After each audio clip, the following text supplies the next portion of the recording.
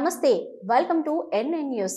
దివంగత ముఖ్యమంత్రి మహానేత డాక్టర్ వైఎస్ రాజశేఖర రెడ్డి వర్ధంతి సందర్భంగా మాజీ సీఎం వైఎస్ జగన్ కుటుంబ సభ్యులతో కలిసి ఇడుపులపైలోని వైఎస్ఆర్ ఘాట్లో ఘనంగా నివాళులర్పించారు।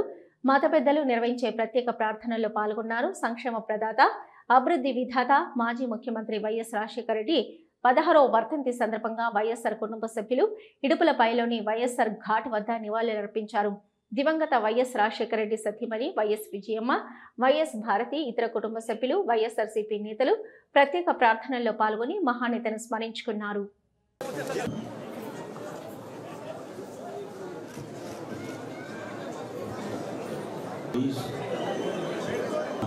శ్రేష్టమైన దేనిని మరవకమని దావీదు మీ రుణాన్ని మేము తీర్చగలం తండ్రి। సర్వ శరీరుని ఎదుకు వచ్చి మమ్మల్ని కనికరించండి। వర్ధంతి సందర్భంగా నిన్ను స్తుతిస్తున్నాం తండ్రి। ఈ సమయంలో నాయన భూమి మీద ఆయన జీవించినటువంటి జీవితంలో వచ్చినటువంటి స్నేహితులను, శ్రేయభిలాషులను, అభిమానులను నీతి గలయే నీతి గలయే స్తుతి మీ ఆత్మతో నామవలే మువ్వవేదురు లెబనోను మీటున్నా। ఎందుకంటే దేవుణ్ణి అంటి పెట్టుకున్న వారు వంచండి, కళ్ళు మూస్తున్నారు, వర్ధిల్లుదురు। ఇది దేవుని వాక్యం, అంతమే ఉండదని తెలియచేశారు తండ్రి। స్తోత్రములు లేఖన భాగంలో నుంచి మాట్లాడిన మాట, నేను ప్రారంభించి ప్రవేశపెట్టిన పథకములు ఎలా జరుగుతున్నాయి అని తండ్రి దాన్ని తక్షణమే ఎక్కడ నీతిమంతులు ఎప్పుడు కూడా సంతృప్తిని అనుభవిస్తారు। విశ్వాసం అటువంటి పటిష్టమైనటువంటి విశ్వాసంతో ముందుకు వెళ్ళారు। వాక్యము ఆయన నోట నుండి వచ్చి ఆయన పలుకగా వెలుగులోనికి వచ్చారు। విషయం సహవాసం, దేవునితో సహవాసం చేసేవారు దేవుని ఎదురు చూసిన దాని అవలేలుగా అధిగమించే సహవాసము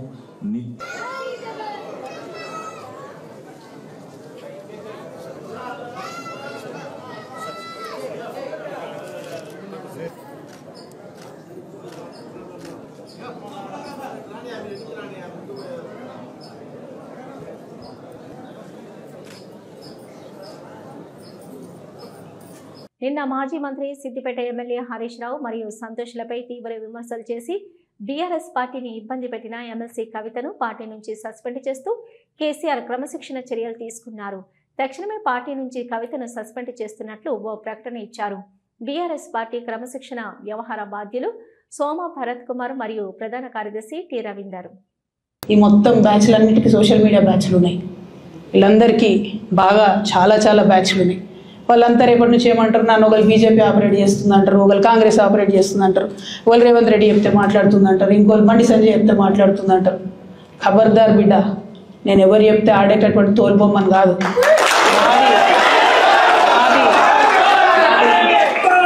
నాది కేసీఆర్ బ్లడ్, నాకు తెలంగాణ బ్లడ్। ఇండిపెండెంట్గా నేను అనుకున్న విషయాన్ని చెప్తున్నాను। దానికి పొలిటికల్గా ఇబ్బంది అయినా, కష్టమైనా, నష్టమైనా నేనే భరిస్తా। కానీ దేవుడు లాంటి మా నాన్నను ఇవాళ సిబిఐ ఎంక్వైరీ చేసిండ్రంటే కడుపు రగులుకపోతా ఉంది ఒక బిడ్డగా। అందుకే చెప్తున్నా, ఇన్ని రోజులు చెప్పలే।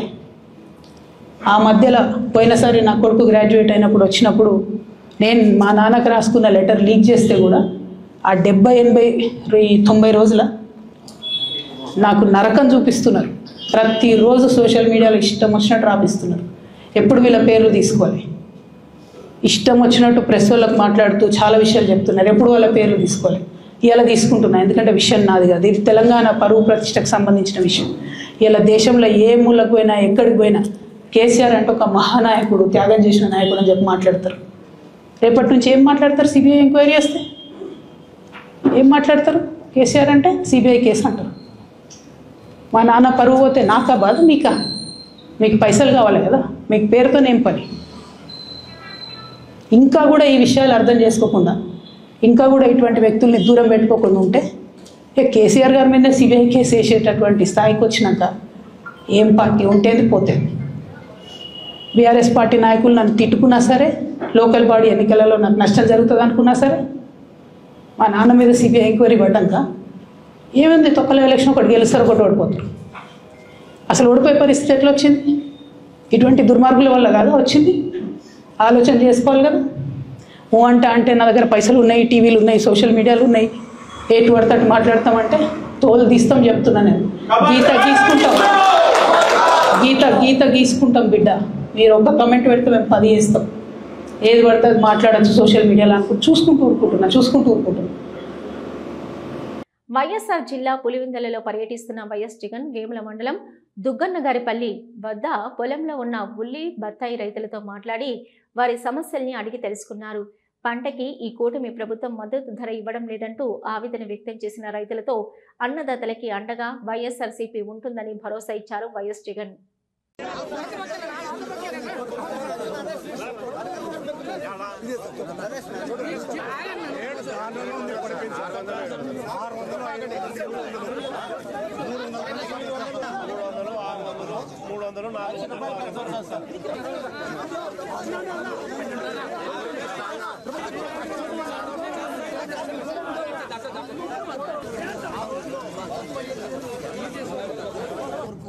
నేను జిల్లా పరిషత్లో ఎరువులు అన్నామా, యూరియా వచ్చి ఇంత 265 రూపాయలు యూరియా ఉండేది, ఈరోజు 600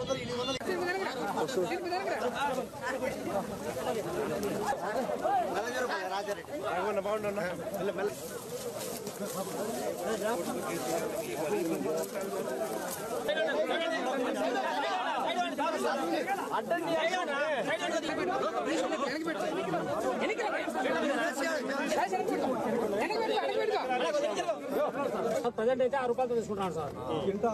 600 రూపాయలు పెట్టినా కానీ మనము మంచి గ్రేడ్ అయితే ఎంత కమ్ముడిపోతుంది? 600 రూపాయలు. అవసరం లేదు. లేకపోతే రైతులు ఏ రకంగా నష్టపోతే మన హయాంలో మనం ఎంత కొనుగోలు చేసినాం, ఏ రేటు పెట్టి కొనుగోలు చేసినాం. కల్వకుంట్ల కవితను పార్టీ నుంచి సస్పెండ్ చేయడంతో బీఆర్ఎస్ కార్యకర్తలు తెలంగాణ భవన్ టపాసులు పేల్చడంతో తెలంగాణ భవన్ కు నిప్పంటుకుంది.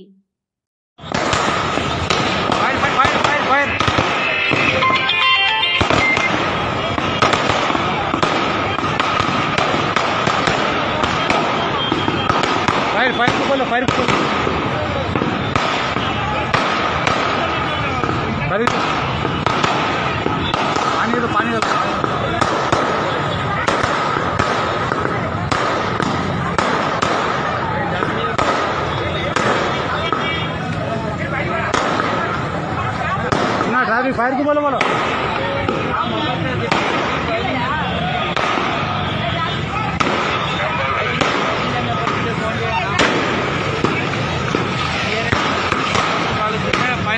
गड्डी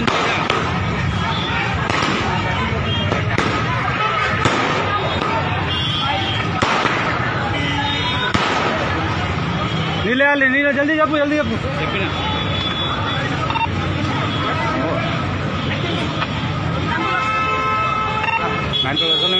कमन रोड सर मेन रोड कमन road main control main road main control sir sir TRS बंद फायर अయింది सर फायर इंजन की कांटेक्ट చేయండి सर जल्दी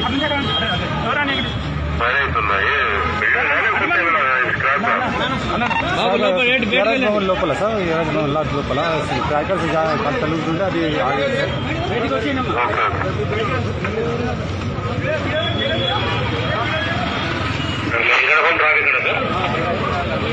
కమలాపురం నియోజకవర్గంలో ప్రజా దర్బార్ కార్యక్రమాన్ని నిర్వహించారు విద్యా ఐటీ శాఖల మంత్రి నారా లోకేష్. అక్కడకు వచ్చిన ప్రజల నుంచి వినతులను స్వీకరించారు. వచ్చిన వినతులను వీలైనంత త్వరగా పరిష్కరించాలని అధికారులకు ఆదేశాలు ఇచ్చారు నారా లోకేష్.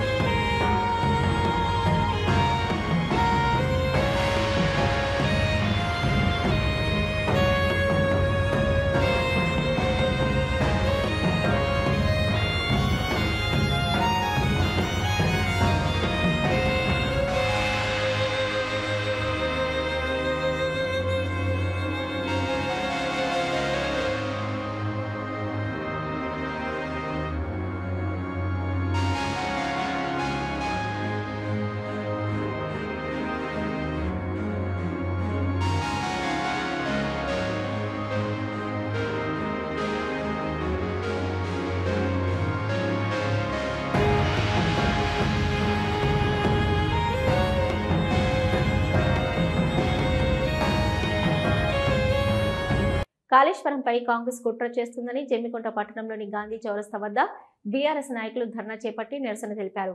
ఆందోళన చేస్తున్నవారిని పోలీసులు అదుపులోకి తీసుకున్నారు.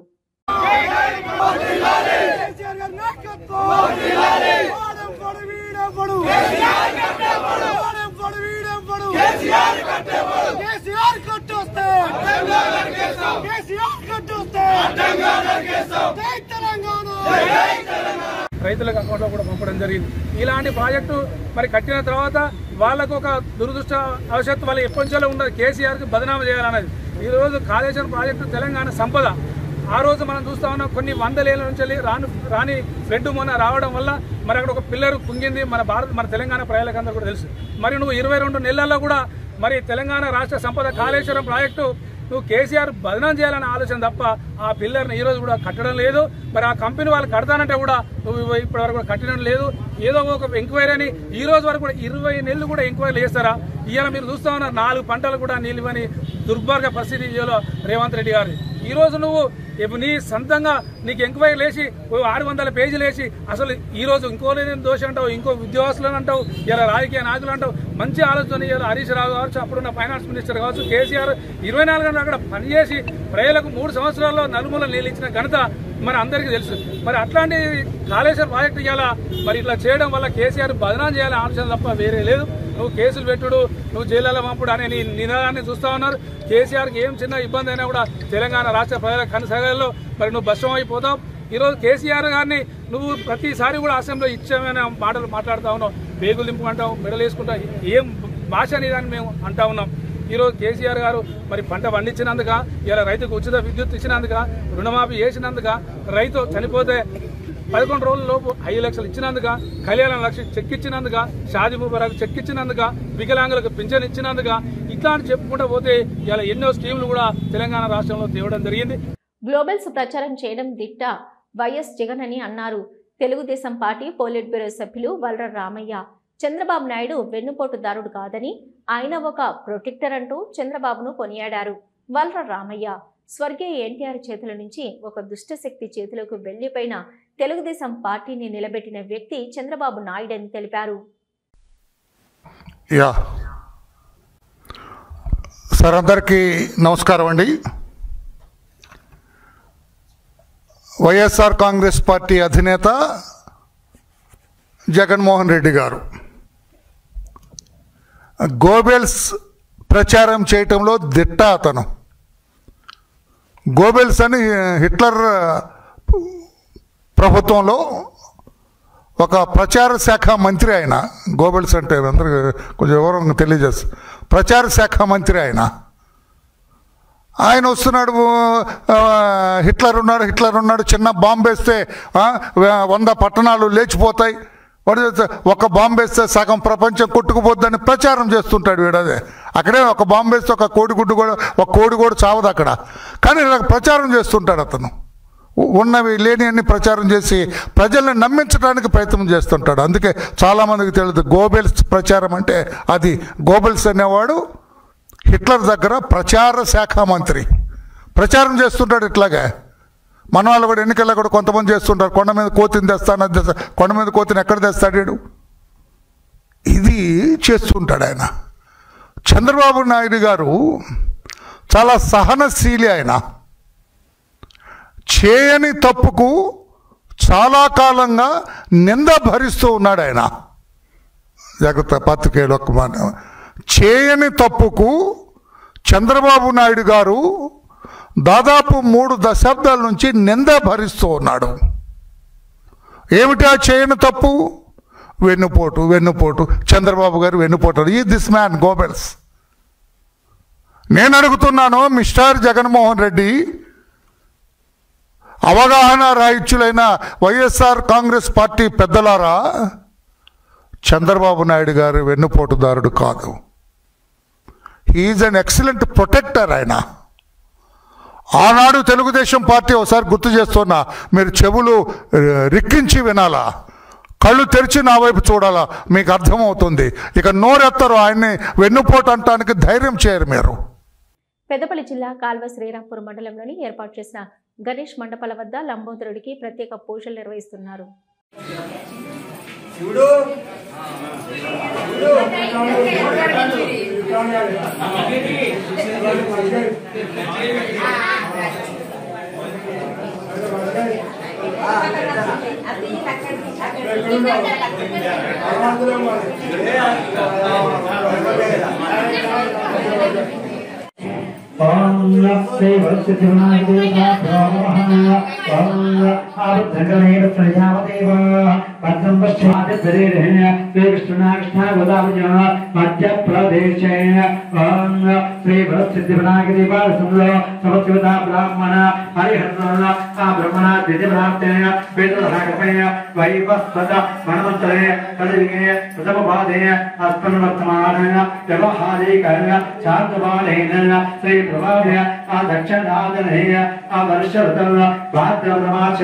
शुक्लपक्षे अद्य दशम्येन अद्य पातरे अजन आपादन आरोहण आरोग्य ऐश्वर्य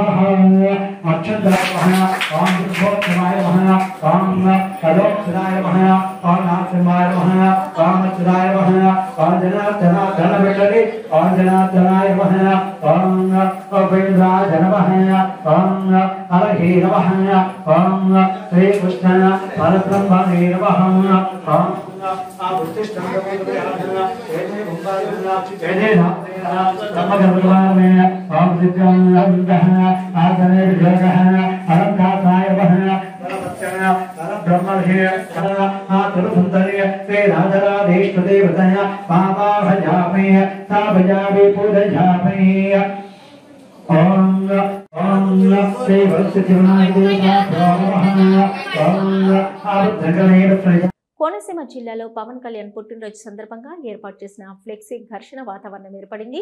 మీరెంత, మీ స్థాయి ఎంత, రోడ్ల మీద పండేస్తాం కోడకల్లారా అంటూ కొటేషన్లో జనసేన పార్టీ ఫ్లెక్సీ పెట్టడంతో విద్వేషపూరిత కొటేషన్లపై దళిత సంఘాల ఆగ్రహం వ్యక్తం చేస్తూ వివాదాస్పద ఫ్లెక్సీని చించేశారు దళిత సంఘాల ప్రతినిధులు.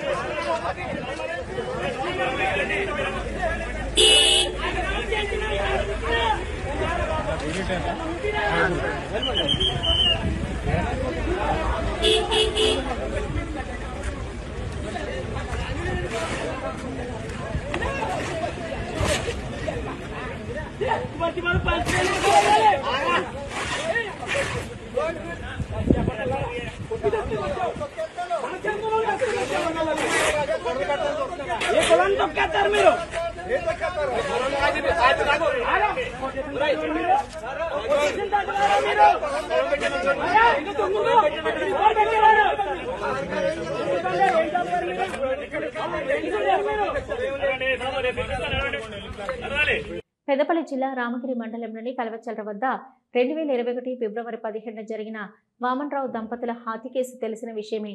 ఇక కేసులో అసలు కుట్రదారుల మీద దర్యాప్తు సరైన దిశలో జరగట్లేదన్న ఆరోపణల నడుమ ఈ కేసు మరో మలుపు తిరిగింది. దర్యాప్తు సిబిఐకి అప్పగించాలి అనే డిమాండ్తో హత్యకు గురైన వామన్రావు తండ్రి గట్టు కిషన్ రావు సుప్రీంకోర్టును ఆశ్రయించారు. ఈ మేరకు దాఖలైన పిటిషన్పై విచారణ జరిపిన సుప్రీంకోర్టు కీలక తీర్పు వెలువరించింది. హత్య కేసును సిబిఐకి అప్పగిస్తున్నట్లు ఆదేశాలు జారీ చేసింది. ఎల్లో మీడియా ద్వారా చేయలేనివి చేసినట్లు, ఏదో పెద్ద విషనరీ అయినట్లు భూతాల స్వర్గం ఏపీ అంటూ పత్రికలలో రాయించుకుంటున్నాడు చంద్రబాబు అని విమర్శించారు YSR CP state coordinator Sajjala Ramakrishna Reddy. సుపరిపాలన అని ఇంటింటికి వెళ్లి తిరగలేకపోయారని, వెళ్తే జనమే తగిన బుద్ధి చెప్తారని ఎద్దేవా చేశారు సజ్జల. ఇప్పుడు ఎల్లో మీడియాను ఎట్లయితే పెట్టుకొని ఒక కోటలాగా రోజు దాంట్లో నువ్వు చేయనివి చేసినట్టు, లేదా నువ్వు బ్రహ్మాండమైన విజనరీ అయినట్టు భూతల స్వర్గం ఏపీ చేసినట్టు రాయించుకుంటున్నావు కదా అబద్ధాలు. ఆ ప్రచారంలాగే అసెంబ్లీలో కూడా నీ మందబలం ఉపయోగించి చూడు నన్ను క్వశ్చనే చేయలేకపోయారు, అందువల్ల నేను బ్రహ్మాండంగా ఉన్నట్టు లెక్క అని చెప్పి నీ అంతటి నువ్వు సూత్రీకరణ చేద్దామని నువ్వు అనుకుంటాను. అందుకోసం పొద్దుపోయిన సవాలు వేసినావు. సో నీకు తమ్ముడు ధైర్యం ఉంటే అక్కడన్నా ఇవ్వు, ప్రతిపక్ష హోదా ఇచ్చివు, జగన్మోహన్ రెడ్డి గారు వస్తారు, బ్రహ్మాండంగా నేను నిలదీస్తారు, మా 11 మంది మీ 160 మందికి దీటుగా కూడా నిలబడతారు. లేదా నువ్వు సుపరిపాలనకు సంవత్సరం అని ప్రకటించి ఇంటింటికి వస్తానని 10 ఇళ్ళు కూడా తిరగలేకపోయినారు చూడు మీ నాయకులు ఎమ్మెల్యేలు. ఇప్పుడు అదే పని ఇంటింటి దగ్గరికి పోండి, అక్కడ మిమ్మల్ని ఒకరో ఉండి జనమే ఎట్లా వెంటబడి కొడతారో తెలుస్తుంది, అక్కడైనా తెలుస్తుంది. అసెంబ్లీనా ప్రజాక్షేత్రమా? ప్రజాక్షేత్రంలో జగన్మోహన్ రెడ్డి గారు బయట అడుగు పెడితే వస్తున్న జనం కానీ, లేదా మాకు అన్యాయం జరిగిందని ఎలుగెత్తి అరుస్తున్న ఆ గొంతుకు కానీ వాటికి సపోర్ట్గా వైఎస్ఆర్సీపీ నిలబడుతున్నది కానీ చూస్తుంది మీరు గమనిస్తే, ఏడాది తిరగకముందు ఎంత అధ్వానంగా నీ పాలన ఉందనేది తీర్పు ఇచ్చారనేది ప్రజలు ఇస్తున్నారనేది స్పష్టమవుతుంది. ఇంకెందుకు పొద్దుపోని మాటలు ఇవన్నీ కూడా. ఎందువల్ల మళ్ళీ చెప్తాను, నీకు ధైర్యం ఉంటే ప్రతిపక్ష హోదా ఇవ్వు, వచ్చేస్తాం. చిన్న మాట మీ స్పీకర్కి చెప్పి ఒక అఫిడవిట్ ఫైల్ చేస్తే సరిపోతుంది, ఇమ్మీడియట్ వస్తారు, ఎట్లుంటుందో ఆ గొంతుకు వినిపిస్తారు. లేదా ప్రజాక్షేత్రంలో ఎలాగో చేస్తున్నారు, అసలు అవి ఎక్కర్లా. జగన్మోహన్ రెడ్డి గారు పెడుతున్న ప్రెస్ కాన్ఫరెన్స్లో ఆయన వేస్తున్న ప్రశ్నలకు నువ్వు సమాధానం ఇవ్వలేక బూతులకు లంఘించుకుంటాడు. నువ్వు నీ వెనకుండే గణం, నీ మాఫియా గణం ఉంది కదా మీరందరూ, మీ నాయకులు అందరూ, సో వాటికే ఆన్సర్ ఇవ్వలేకుండా నువ్వు నెలకు ఒకసారి పెన్షన్ ఇంకోటోని ఓ మైక్ పెట్టుకొని, లేదా పక్కన ఊరు లేకుండా ఒక్కడివే పెళ్ళి పబ్లిసిటీకి తయారు చేసుకుంటున్నది అదే చూస్తున్నావు. అది కాకుండా నువ్వు జనంలోకి వెళ్ళు, తెలుస్తుంది. వైఎస్ఆర్సీపీ స్టేట్ సెక్రటరీ రాష్ట్ర అధికార ప్రతినిధి జూపూడి ప్రభాకర్ రావు ప్రెస్ మీట్ నిర్వహించారు. నొక్కే వ్యక్తులు వచ్చినప్పుడు జాగ్రత్తగా మసులుకోవాలనే ఒక సీనియర్ జర్నలిస్ట్ ఎడిటర్స్ గిల్డ్లో మాట్లాడుతూ అన్నారు. అది ఖచ్చితంగా ఆంధ్రప్రదేశ్లో నిజమవుతుందేమో అన్నట్టుగా ఈరోజు ఈ రాష్ట్రంలో కనబడుతూ ఉన్నది. ఈరోజు మీ అందరికీ తెలుసు, ఈరోజు ప్రత్యేకత ఆంధ్ర 2 తెలుగు రాష్ట్రాల్లో ప్రధానంగా డాక్టర్ వైఎస్ రాజశేఖర రెడ్డి గారు, ఆయన ఎందుకన్నాడో తెలియదు కానీ రాజకీయ నాయకులు కూడా 60 సంవత్సరాలకే రిటైర్ కావాలి, భవిష్యత్ తరాలకి రాబోయే తరాలకి అవకాశాలు ఇవ్వాలి. ఇది చాలాసార్లు చాలామంది ఒప్పుకోరు కానీ తమంతట తాముగా ఫీల్ అయి చేయాల్సినటువంటి పని అని డాక్టర్ వైఎస్ రాజశేఖర రెడ్డి గారు ముఖ్యమంత్రిగా ఉన్నప్పుడు అన్నటువంటి మాట. దేవుడు మనుషులు మర్చిపోతారు, తప్పు చేస్తారని దేవుడు అనుకున్నాడేమో. రాజశేఖర రెడ్డి గారికి 1000 కూడనటువంటి పెద్ద శిక్షణ వేసి ఆయన మన మధ్యలో నుంచి బయటంగా తీసుకెళ్ళి 16 సంవత్సరాలైంది. ఈరోజు వైఎస్ఆర్ కాంగ్రెస్ పార్టీలో ఆయన జ్ఞాపకాలను నెమరేసుకున్నాం, ఘన నివాళిని అర్పించాం. ప్రత్యేకంగా నా తరపున కూడా ఆ మహానాయకుడు లేడన్నది బాధ అయినా, గొంతులో నుంచి మాటలు పెగలకపోయినా ఆయన ఉన్నప్పుడు సాక్ష్యాలని గుర్తు చేసుకుంటూ ఆయనకి ప్రగాఢమైనటువంటి నివాళులు అర్పిస్తున్నాను. నిజం నిద్రలేసే లోపల అబద్ధం ప్రపంచం అంతా తిరిగి వస్తుందట. సమయం అర్ధరాత్రి 12 గంటలు, 12 గంటల 10 నిమిషాలు, 30 నిమిషాలు. ఏమైందేమో పౌలొచ్చినటువంటి వార్తని, ప్రచురించినటువంటి వార్తని సాయంత్రానికల్లా ఆ వార్త మీద ఎన్ని కుట్రలు జరిగాయో, ఎంతమంది ఏం మాట్లాడుకున్నారో, రాత్రి 12 గంటలకి ఉదయమంతా ప్రజల్లో తిరిగినటువంటి ఆ వార్త మీద ఊహించిన రీతిలో ప్రభుత్వ ఆదేశాలున్నాయని పోలీసులు వచ్చి సాక్షి ఆఫీసు విజయవాడలో ఉన్నటువంటి సాక్షి ఆఫీసు మీద దాడి చేసి దాదాపు 45 నిమిషాలు, రాత్రి 12:30 నుంచి దాదాపు 1:30 దాకా వాళ్ళు చేసినటువంటి వీరంగం కానీ, దుర్భాషలాడినటువంటి విధానం కానీ, పత్రికా స్వేచ్ఛని ఏ విధంగా కాలరాయాలో ఆర్టికల్ 19 సెక్షన్ A 1A కింద ఉన్నటువంటి ఫెసిలిటీ ఏదైతే ఉందో రాజ్యాంగంలో దాన్ని కూడా లెక్క చేయకుండా ప్రభుత్వం కాలు రాస్తున్నటువంటి అంశం మీ అందరికీ తెలుసు. విశాఖపట్నంలో GFST ఆధ్వర్యంలో ఈస్ట్ కోస్ట్ మారిటైమ్ లాజిస్టిక్స్ సదస్సుకు హాజరయ్యారు ముఖ్యమంత్రి Nara Chandrababu Naidu.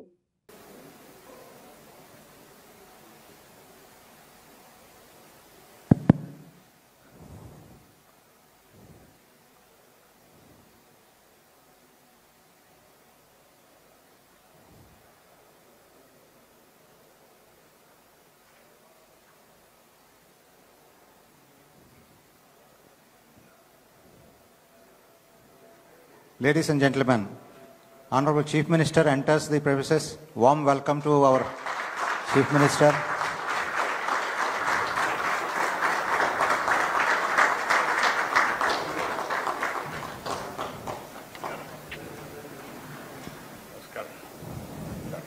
Session after this, sir. We'll just listen to them. We'll request whatever are coming. Then we will go to the other hall where you will speak and then. Okay. Honorable Chief Minister, sir, distinguished CEOs, public representatives, senior bureaucrats, it is my privilege to welcome to the August gathering to the CEO round. Tirumala Tirupati దేవస్థానంలో నాథ నీరాజనం కార్యక్రమం సంగీత గాన నృత్యాలతో ఆకట్టుకుంది. ఓం నమో వెంకటేశ. మేము కథక్ కళాకారులు కర్ణాటక నుంచి బెంగళూరు నుంచి వచ్చాము. మూలతః మాది మార్కాపురం ప్రకాశం జిల్లా అన్నమాట. హరి మళ్ళీ మా మా పత్ని చేతన గారు చేసి కలిసి మా స్టూడెంట్స్తో సీమా కృష్ణన్ అండ్ శ్రీమతి సీమా కృష్ణన్ అన్నమాట మా స్టూడెంట్ చేస్తుంది. తర్వాత మాహికా శ్రీనివాస్ అండ్ గీతా శరణ్తో ఈరోజు మా లవ్ ఆఫరింగ్ అర్పించుకుంటున్నాము. మొదలుగా పూర్వరంగం ఈ రంగాన్ని శుద్ధీకరించి చేసే ఒక అష్టదిక్పాలకుల గురించి ఈ ఒక నృత్యం ఉంటుంది. నమస్కారం.